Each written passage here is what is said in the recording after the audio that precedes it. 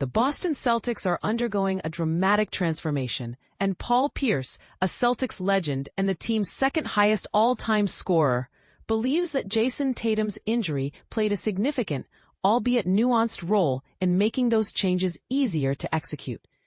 Pierce, who spent his afternoons in Los Angeles enjoying the California sun and shooting hoops, shared his insights on the Celtics' evolving roster and future prospects in a recent interview. Here's where it gets interesting and controversial.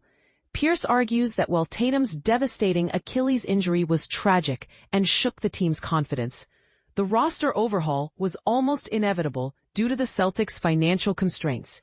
The trades that sent away key starters Jrue Holiday and Kristaps Porzingis were primarily driven by salary cap pressures, particularly the looming luxury tax and the NBA's second apron financial restrictions.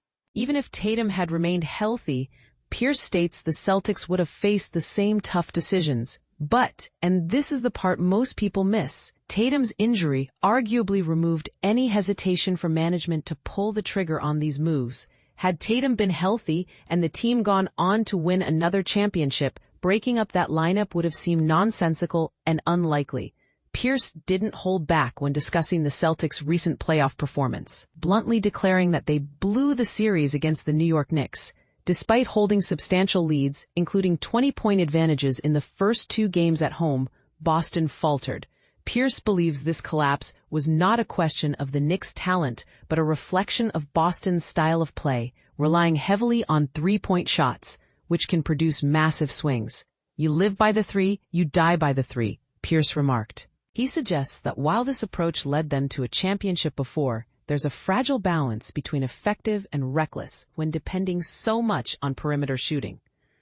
The arrival of new lead owner Bill Chisholm marks a new chapter for the franchise, and Pierce views the roster shakeup as a normal part of change when new ownership steps in.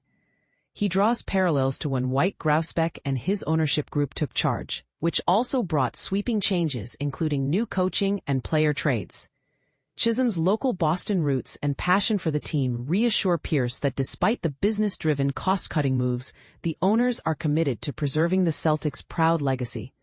Looking ahead to the 2025-26 season, Pierce is cautious. With the loss of 3 starters, Tatum, Holiday, and Porzingis, the team undoubtedly takes a step back in terms of talent. "You're not going to be better than last year when you lose that caliber of players," he said.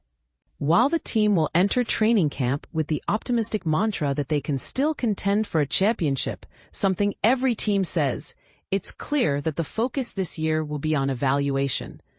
Who fits in the long-term plans? Which players can grow into larger roles?